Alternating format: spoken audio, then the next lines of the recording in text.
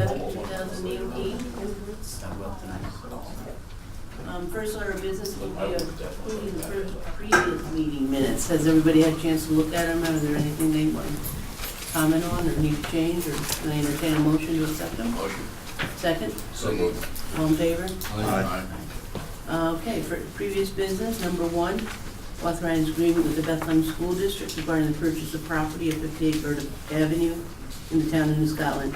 Sheriff, I understand you want to table this tonight. We're still waiting some further information? We found some deficiencies in the structural report, so we're trying to address that. We obtained an estimate on ours for us, and the school, I think, has a few disagreements with it, and they're sending contractors out to look at it. It's got to be fixed regardless, Okay. and it's a serious deficiency, from what I'm told. So we want to see that addressed. So we're willing to wait another month if we have to. Okay, good. We'll table that then. That's the sheriff. And number 2 is public hearing on proposed local law number G for 2018, Mr. Funningham, I believe. Yeah. And that's being tabled at the request of sponsor. As is number 3, the public hearing of proposal of H is being tabled at Mr. Funningham's request. And local law number G for 2018 is also being tabled at his request. And also is number 5, which is local law number H. It's not a number though, H isn't a number. Local law letter H, about the canines enclosure. So on to number 6, the local law of the County of Albany to enact the requirements of the International Building Code requiring residential fire sprinklers and new construction within Albany County. I'd like to request that be moved out to vote. Okay. Is there any questions about it? Does anybody, I know there were some concerns in law committee on this, and I've been told. And I know that we were talking about waiting to get that resolved. I've sent a letter to the chairman about that today, so hopefully that will be resolved. Okay. Yes. Well, Mr. Miller and I had several conversations over this. The impact on local municipalities, specifically code enforcement offices, which traditionally municipalities are very small and overworked. And this would be, kind of a large impact on them. I believe that they have subdivisions, especially in their jurisdiction. And second of all, the neighbor and the homeowner an issue. And I want to state for the record, I'm in favor of the fire sprinklers, period. And if I was a homeowner, I'd probably make a choice to get it, which would be my choice. Or a state government. A couple of points on that. I mean, one of them is that this was approved by the International Codes Council. If the state adopted it, the full code as it was presented, it would have already been a mandate on the localities, and there wouldn't have been any funding to localities. They wouldn't have any choice on it. So That's not true, though. They do. they're supposed to be doing training, but they aren't doing training. And we put in provision in here to do training for the code enforcement. It's in there. You know, I've got the state chiefs are going to do it. I've got somebody's going to donate the funds to do the training for the code enforcement. So to get that set. Mr. Ward, did you have a response? Well, I think when the state enacts fire codes, they usually do provide the training. It's Well, the blanket training throughout the whole state. That's not what your For all staff told code me. enforcement officers. I talked to your staff, and they said they are not providing the training they're supposed to be providing. So. But that's it. They're Well, they're because supposed it's to be. not, it won't be their law. It's what- No. I'm in general. When Yeah. they've made changes recently, they're not providing training to codes enforcement. Okay. But there is a provision here to do. We will provide the training, and the state chiefs are going to do the training. They've got a trainer there who will do it for $1,000, and I've got somebody's going to donate the $1,000 to state chiefs to cover the training costs. So we'll be training provided for it. And the other thing is, when they did the codes council, they also did trade-offs in the International Fire Code. Those trade-offs were left in there, but the sprinklers were pulled out. So in other words, they did trade-offs to offset for the sprinklers. So they took out some width of sheetrock in the buildings and stuff in different places to trade off for the fact that they were going to have sprinklers in there. When the state code council approved it, they left the trade-outs in, and they pulled out the sprinklers. So there's deficiencies in the buildings as they're being built today because of the fact that the way the state addressed it. Counsel, you said you wanted to weigh in on something? Yes, Clarification? Mr. Chairman, just a point of clarification, Mr. Miller, for the members, there are two versions of local I and the backup. Which version are you asking to be moved forward? Well, I'd like to move forward with the one that I gave Brandon back in March, or May before the public hearing, but, you know, whichever one you want to move forward with is fine, I don't care, I just, you know, I don't know if that's, that's not the one that you published, but that's, you know, that was the one that I presented before, and it takes out the requirement, because there was an issue raised about the fact that we had in there that they would have to do annual inspections on it to cost of the homeowner, and that was taken out because it's not a requirement in FPA 13D, and at one of the comment periods at the meeting, it was actually stated, I think, to Mr. Drake when he asked the question, that it wasn't in there, so we pulled that out, that was taken out, and also trade-offs, because the trade-offs were a confusion part to some of the codes inspectors, including the one from Green Island. He had some issues with that they aren't in the business of trade-offs. The zoning board of appeals does a trade-off, so we just left out they can do trade-offs if they want, if they go before zoning board of appeals, but it shouldn't be part of the legislation. So those are the ones that we pulled out. that's the first version. I know that I've had some talk with some of my constituents where, because the state has it, that they have to offer that, a builder has to offer the information and the price and so forth about a thing. My constituents, anyway, most of them I've spoken to over the last couple of weeks when this has come, are good with that, but the mandate's the problem. The mandate should be a choice of the board to say what I'm hearing out there. Well, it's also an issue for the firefighters. I mean, the firefighters are going into these buildings, and they're, you know, I can tell you, I've gone into a lot of fires. I've been a firefighter for a long time, and when I've been in a couple of fairly new buildings, less than 20 years old, and they're built with truss construction, and you can go in the first floor, one particular fire I can think about, you went in the first floor, it looked like nothing had happened. You go up on the second floor, you can see the sky, because the whole roof collapsed, because of the way the heat gets in there, and it's just collapsing. And the sprinklers would suppress that and give people a chance to get out of the building. And also firefighters are going in, they don't have a choice to go in these buildings. So, you know, I mean, unless somebody wants to, you know, say we aren't gonna go in and do an interior attack, that's, you know, there's an issue. It's not just an individual thing. And, you know, we've got generations of, you know, I'm getting to the point where I'm probably not gonna be doing interior firefighting for much longer, but I've got 5 grandkids that are in the fire department and a son that's a firefighter. And those are the people that I'm concerned about, that, you know, it's not gonna take effect right away. It's not gonna make all the buildings safe, but 50 years down the road, if we start doing fire sprinklers in residential construction now, 50 years from now, you know, probably at least half the buildings will have sprinklers in them, and it'll be safer for firefighters and for the residents. Well, I would be willing to, did you say something? I was just going to ask, what about the concern that was raised at the hearing about the municipalities without public water? They're up in the Hilltowns, Well, let's say. I mean, there's places in Maryland that are doing this already. And the state of Maryland has sprinkler codes throughout the whole state, and they have to put in a 500-gallon tank and a pump on it. I mean, there is additional cost to that, but it's not, you know, outrageous cost, but it can be done. And, you know, there's examples of it, and I can get you some more information on that if you'd like, but it's not an impossibility once you have that tank. There has to be a certain amount of, I think it's like 10 minutes of water supply available. And obviously, if the pump's not affected, I mean, you're still gonna have water coming out of the well if they have water supply that doesn't, you know, until it hits the electricity for that's. Anybody else? I forget, what's about the size of that type of tank? 500 gallon, somebody said it was the size of a garage, it's a 500-gallon tank. Yeah, which I It can don't be a think is- plastic tank, what? I don't think it's the size of a No, it's not, I garage. mean, it's like 2 oil tanks, and people have, you know, fuel oil tanks are 275 gallons, so it's about the size of that, and, you know, some homes have those already, and, you know, either put it in, you know, someplace it's heated, or you put it buried in the ground so that, you know, so it doesn't freeze, that's the thing. Anybody else have any comments or questions? Mr. Miller? Are you willing to, I'm sorry, Doug? Yeah, which local law are we voting on tonight? The first one. The first one? Yeah. I could entertain a motion to send it out without a recommendation to the floor. Well, if I may say, I'm in favor of the law. I know it's expensive, but I think it's saving future expenses down the road for future generations and for the firefighters. I think it's something, yeah, it costs money, it's an adjustment. Other municipalities have made that adjustment. I think it's for the future of our people. Yeah. There's a lot of talk going around about cost of it too, and I've got some numbers from Chicago, on the suburbs of Chicago, and it's about $2 per square foot there, and that's with union contractors doing it, so I would expect that would be about the cost here probably. And if I may, I also got an estimate from someone about rural installations where there is no hydrant, and that was $4 to $5 per square foot.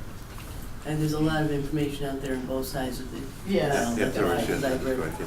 read a lot about Yeah. it too. I'd just like to bring it to a vote of the full legislature, and that's what I'm trying to do. Mr. Stevens? Is there anybody here that has sprinklers in their homes? Yeah, I do. You do? Yep, my Okay. son has his full house sprinkled. Okay.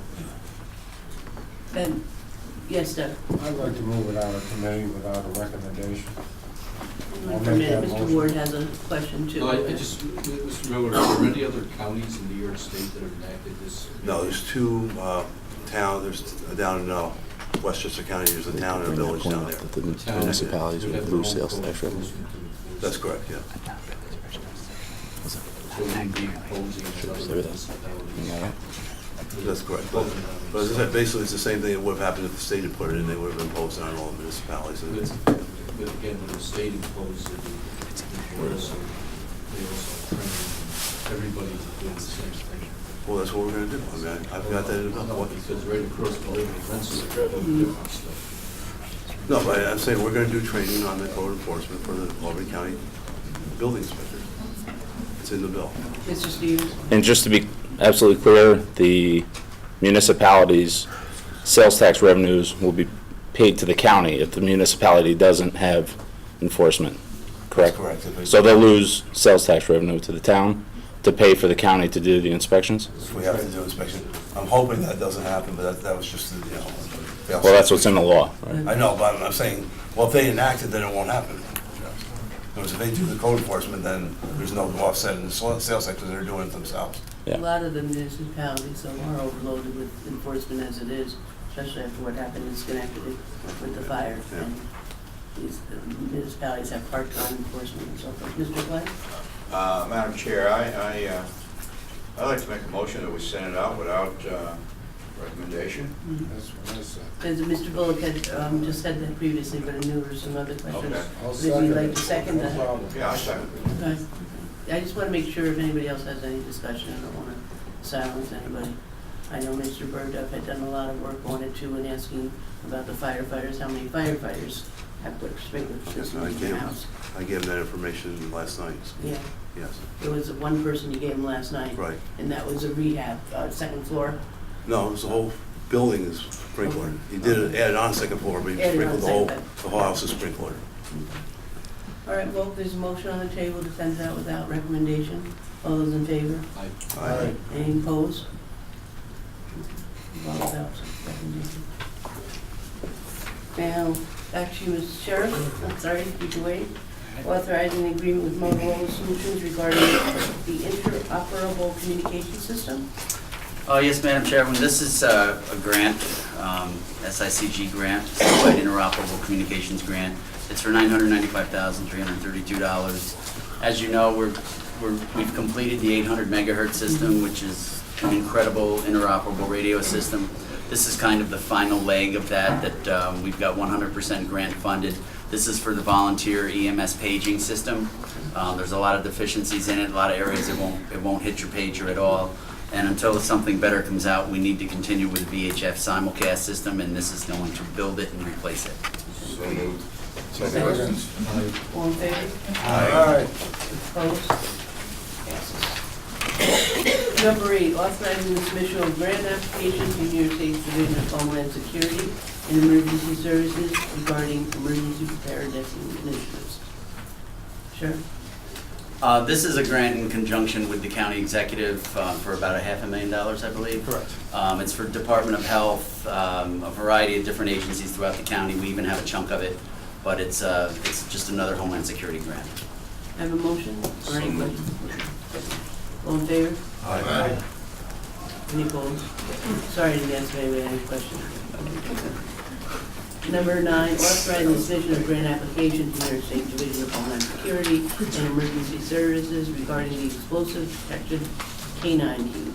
Yes, ma'am, this is 100% funded again. It's a grant from Homeland Security for $50,000 for a K-9 vehicle outfitted with the environmental monitoring, cage, all the equipment that comes with it. Do we already have the dog, the canine dog? This is a replacement. I've got, well, we've got 11 working dogs right now, and just FYI, 4 or 5 of them just went to New Hampshire for the United States Police Canine Association, and they actually cleaned up. They came home with 9 trophies, so Great. they did outstanding. Do they all get biscuits?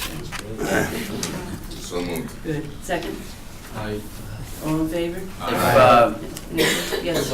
once this is done, if I could just speak Yes. for a couple of minutes. Any opposed? Yes.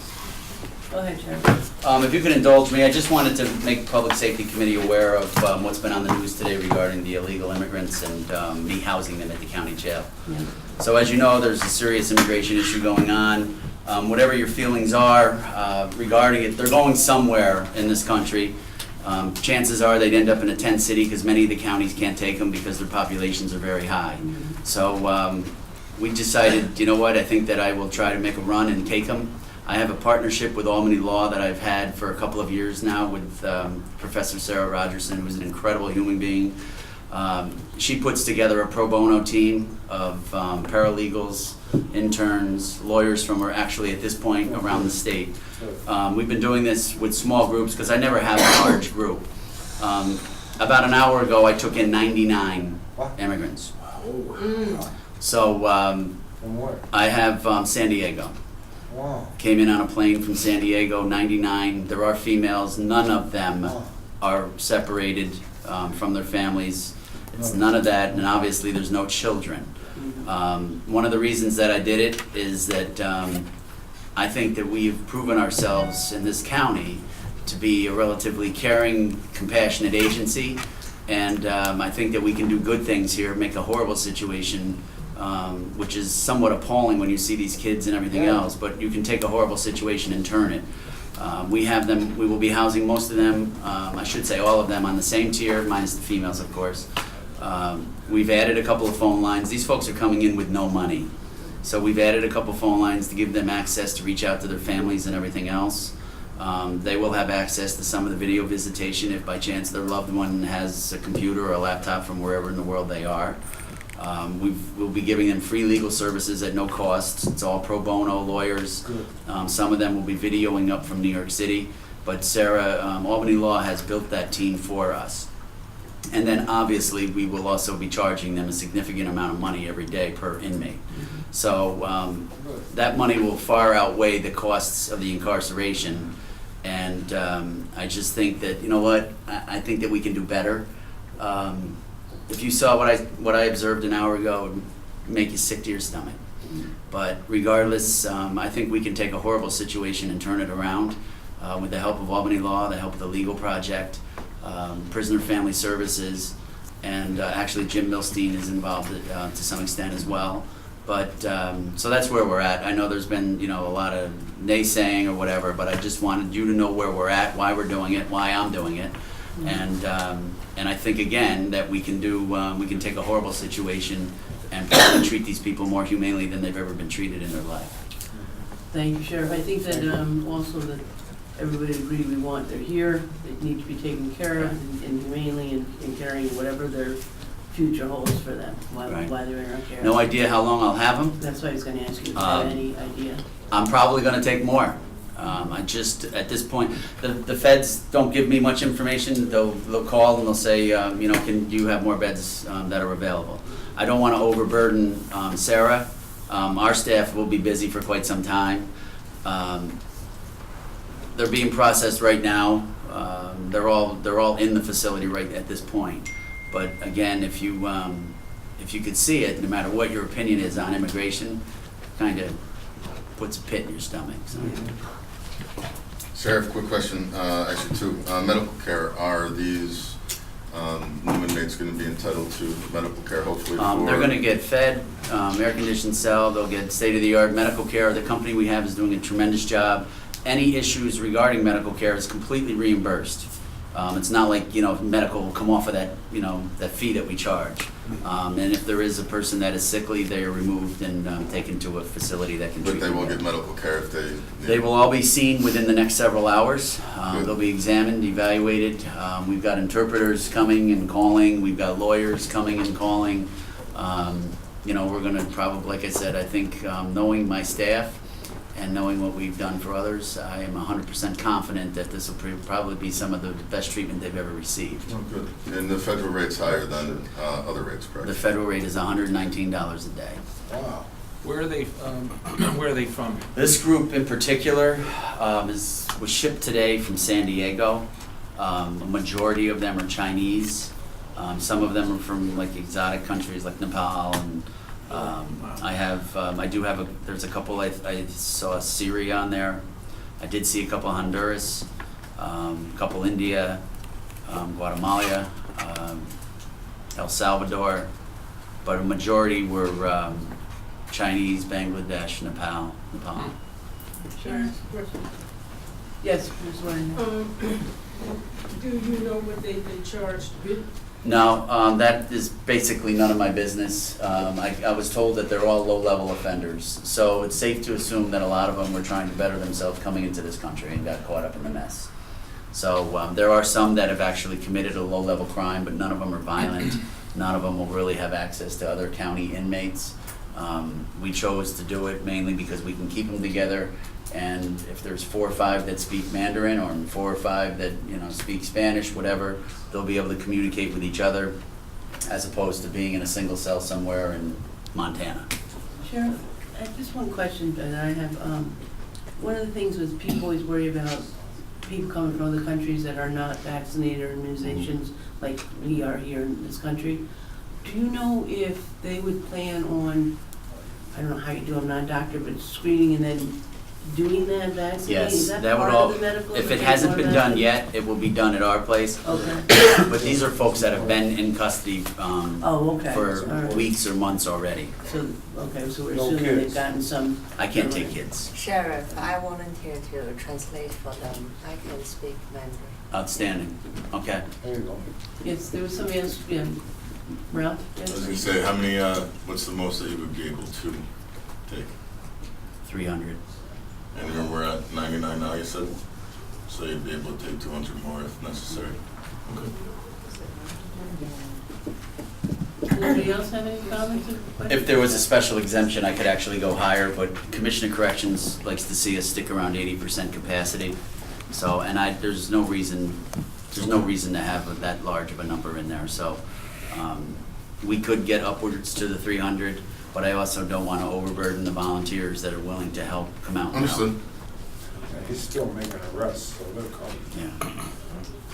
Thank you, Sheriff. So that's it. So thank you very much. Thank you. Sure. Oh, can I have a motion to adjourn? Second, all in favor? Aye.